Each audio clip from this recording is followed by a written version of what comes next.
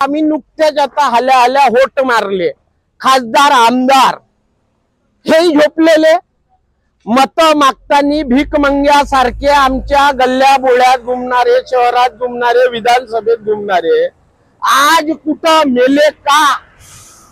याच्या दरवाजात निघाल्यापासून एक पूल सुरू होते उमरेड पासून भिवापूर रोड पर्यंत येणारा, त्या पुलाबद्दल वारंवार गोष्ट तिथले खड्डे इतके हे आहे की आणि त्या भागातून तुम्ही जात असालच, आता संपर्कात आहे, इतका खराब रस्ता असेल तर तो रस्ता यांना दाखवावा बा. रस्ता दाखवण्याचा प्रश्नच नाही आहे. मी तो रस्ता स्वतः अनुभवलेला आहे आणि अनेकदा त्या रस्त्यावरती माझा सुद्धा ऍक्सिडेंट होता वाचला, एवढे गड्डे होते. पहिली तर गोष्ट ही आहे की क्वालिटी ऑफ रोड्स. आता तुम्ही बघा, लाज शर्मा सोडलेले नेते, प्रशासकीय यंत्रणा कधी जाग येईल की कोणत्या ठेकेदार कंपन्यांनी जर रोड खराब बनवला तो आम्ही त्याला जेल मध्ये कि कॉन्ट्रैक्ट अगर ठीक नहीं काम करेगा तो बुलडोजर के नीचे उसको डलवा देंगे, याद रखना. यहाँ तक लोगों को समझा है और मुझे मालूम है कि ये कॉन्ट्रैक्टर को अभी आप देखो इस साल कैसे ब्लैक लिस्टेड होते हैं. इनको बिल्कुल ठोकपीट करके सीधा कर दो. हम किसी के साथ कॉम्प्रोमाइज नहीं करेंगे. त्याचे मेंटेनन्स त्याच्या सगळे भाषणबाजी जनतेला चुत्या बनवण्याचे या नेत्याचे धंदे. नमस्कार, द मॅक्स न्यूज नेटवर्क मध्ये सर्व दर्शकांचे स्वागत. आज आम्ही आलो आहोत उमरेड बायपास, जो उमरेड रोड भिवापूर पर्यंत इथून जाते, इथपर्यंत हायवे आलेला आहे नागपूर पासून. आणि हा इथून समोर भिवापूर रोड. इथं बघा हा गड्डे, हे गड्डे दाखवा, गड्डे दाखवा, पूर्ण गड्डे दाखवा.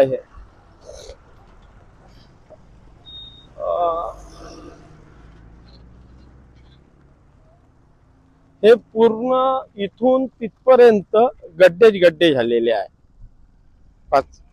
हे बघा, हे गड्डे इथं पूर्ण. एक गणेश मंडळ कावरापेठ, दादा एक मिनिट, हे गड्डे बुजवणे यांच्याकडून सुरू आहे. कुठून आहात तुम्ही? दुर्गा माता मंदिर जवळ, दुर्गापूर नवयुग गणेशोत्सव मंडळ कावरापेठ उमरेड यांच्यातर्फे आज हा कार्यक्रम करण्यात येतो आम्ही. का म्हणजे काय वाटलं हे गड्डे बुजवण्यासाठी? काय नाही, माणसांचे जीव वाचले पाहिजे, यासाठी जीव वाचले पाहिजे. कारण की शासन तर झोपलेलं आहे, शासन झोपलेलं आहे म्हणून हे आमदार खासदार सगळे येतात, त्यांना दिसत नाही, दिसत, काहीच नाही दिसत. हो ना. आणि हे असेच गड्डे तुम्ही मग भिवापूर पर्यंत बुजवत नेणार आहे? नाही, उमरेड पर्यंत. अच्छा, जिथपर्यंत. बघा, एक सामाजिक संघट, तुम्ही पण कावरापेठ, मग काय वाटते हे बुजवताना? हे तर काम प्रशासनाचे आहे आणि इथून उमेड म्हणलं तर नेते मंडळी भरपूर आहेत आणि इथून येणं जाणं त्यांच्या रोजचेच असतं. पण आता 2 दिवसा अगोदर एक घटना घडली आणि तो मरण पावला. तो मरण पावला एक युवक. ही खूप शोकांतिका आहे. आणि आम्ही जेव्हा इथनं जातो, एक तर लाईटाची व्यवस्था नाही आहे तिथपर्यंत आणि गाड्या स्लिप होण्याचे, आदरण्याचे प्रमाण जास्त वाढले आहे. याच्या अगोदर पण लोक पडले आहे. पण आम्हाला असं वाटलं आज की आपणच आपल्या स्तरावर हे काम करावं. स्वखर्चाने आम्ही इथं मटेरियल आणलं आणि आपल्या मंडळातले लोक आणले आणि हे काम करतो आहे. पण ही शोकांतिका आहे, हे काम प्रशासनाचं आणि उमेडातल्या नेत्यांचं काम आहे, जे खूप ठोकणाऱ्या वाढतात. मी तर पाहिलंच आहे, लोकांचे जीव जातात पण त्यांना काही फरक पडत नाही. आणि आता जेवढे काही इथपर्यंत गड्डे पडलेले आहे ते बुजवण्याचे काम आम्ही करत आहोत. यांच्या सोबत ना हे गणेश मंडळ कावरापेठचं हे स्वतःहून हा मटेरियल स्वतः आणला, आम्ही स्वतः आणला आणि हे बुजवण्याचे काम सुरू झालेलं आहे. त्या सोबतच उमरेडचे प्रेस क्लब आणि व्हॉइस ऑफ मीडिया हे सोबत आहे त्यांच्या. दादा, काय तुमच्याकडूनही हा प्रयत्न होत आहे असा गड्डे बुजवण्याचा? ऍक्च्युअल हे जे गड्डे आहे हे गड्डे खरे तर जीवघेणे गड्डे आहे. आपल्या या जिल्ह्याला अवजड मंत्री म्हणून आपल्याला लाभले, पण आपलं एक दुर्भाग्य म्हणावं या नागपूर जिल्ह्याच्या लोकांचं की या नागपूर म्हणजे उमरेडवरनं जेव्हा आपण या गडचिरोली मार्ग जातो, अनेक ठिकाणी अशी मोठमोठी खड्डे पडलेली आहेत खास शास- भिवापूर पर्यंत. हा, शासन प्रशासन मात्र यांना जाग यायला तयार नाही. इथे लोक मेल्यानंतरच कदाचित यांना जाग येईल की काय, असा संतप्त प्रश्न येथील लोक विचारत आहे. काल परवा म्हणण्यापेक्षा 3-4 दिवसा अगोदर एक ऍक्सिडेंट झाला. कालच आम्ही व्हॉट्सअप ग्रुपवर एक निधन वार्ता वाचली. कोणी आंबेडकर कॉलनीच्या ठाण्याजवळ त्याच्या या अशाच गड्ड्यामुळे ऍक्सिडेंट झाला होता, तोही जीव गेला. त्या अगोदर 4-5 महिन्याच्या अवधीत एक रानबोडी आपला गोंडबोरीच्या जवळ एका परिवारातले 3 लोक मरून गेले होते. तरी प्रशासकीय यंत्रणा, राजकीय नेते यांना जाग येताना दिसत नाही असं वाटत आहे. निश्चितच या ठिकाणी जे लोक झोपलेले आहेत, झोपलेलेच नाही तर हे झोपण्याचं जे सोंग घेणारे लोक आहेत, यांना यांच्या खऱ्या अर्थानं यांची झोप उडवणं गरजेचं आहे. आणि ती झोप आपण सर्वांनी मिळून उडवणे. आज या ठिकाणी जे आपण पाहतोय, या ठिकाणचे जे पोरं आहेत ते पोरं आपल्या पैशाने या ठिकाणी मटेरियल आणून या ठिकाणी खड्डे बुजवण्याचं काम करतायत. किंबहुना याची थोडी तरी लाज या प्रशासनाला वाटली पाहिजे. धन्यवाद सर. बघा, एक मंडळाचा प्रयत्न म्हणजे हे आपल्या मंडळात छोटे मोठे कार्यक्रम तर घेतात, पण सामाजिक जाण बघा त्यांची, का वाजा गाजा खूप सारा दिखावेबाजी न करता एक सामाजिक बांधिलकीमधून हे असं एक चांगलं काम इथं करताना दिसतात. महत्वाचं आज बोलण्यासारखं जर झालं, आमच्या याच भिवापूर रोडनी 15 वर्ष आमदारकी गेली. याच भिवापूर रोडनं लाज शर्मा सोडलेले नेते, प्रशासकीय यंत्रणा कधी जाग येईल.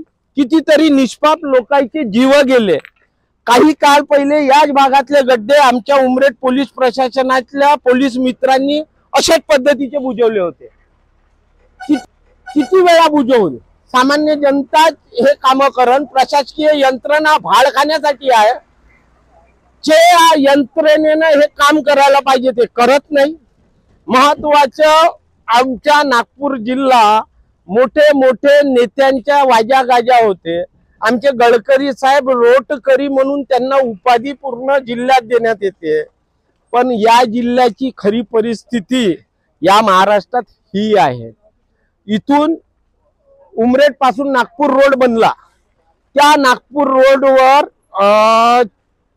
चांपा ते पाचगाव दरम्यान इतके खराब परिस्थिती झाली. त्या रोडची 3 वर्ष झाला हा रोड बनून.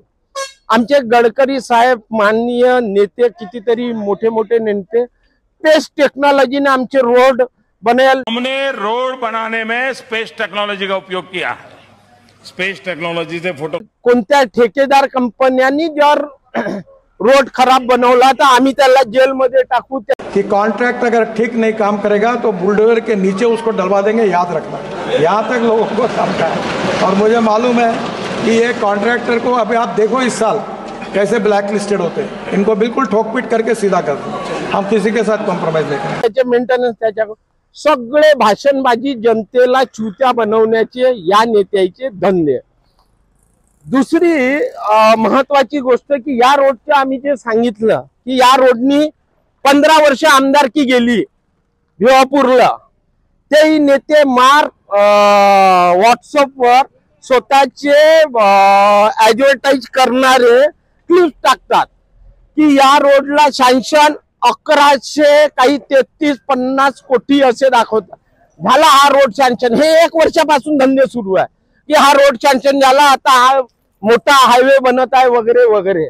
फक्त त्यानंतर 15-20 दिवसा अगोदर आमच्या उमरेड शहरात आमच्या जिल्ह्याचे पालकमंत्री चंद्रशेखरजी बावनकुळे हे आले. यायनं भाषणात एक नवीनच गोष्ट सांगितली होती. ते त्याच्या भारतीय जनता पार्टीच्या कार्यकर्त्याला पटू शकते, सामान्य जनताला पटणारी नव्हती.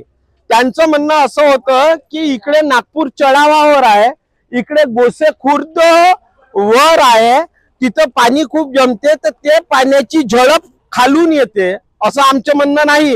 हे चंद्रशेखरजी बावनकुळे पालकमंत्री सन्माननीय त्याचे म्हणणं आहे. आम्ही ते वारंवार सांगतोय. तर ते पाणी खालून येते, त्याच्यामुळे जमीन हालते आणि म्हणून गड्डे पडते. ठेकेदार किंवा या कंपन्याला वाचवण्यासाठी बावनकुळे साहेब तुमच्या नातेसंबंधातल्या कंपन्या आहेत, हे आम्हाला नाही, जगाला माहित आहे. रोड बनवण्यात त्याला वाचवण्यासाठी तुम्ही काहीही सांगाल आणि सामान्य जनता भोळीबाळी ऐकून घेईल. जनता नाही ऐकणार. तुमचे कार्यकर्ते मूर्ख राहू शकते, मूर्ख बनू शकते, सामान्य जनता नाही. काहीही सांगणे आणि हे असे जीवघेणे गड्डे की आज सामान्य लोकांना इथं येऊन गड्डे बुजवावं लागत आहे. हे एक मंडळाचे कार्यकर्ते बुजवते. सरकारी यंत्रणा, सरकार सुस्त झोपेत आहे हे यावरून दिसून येते.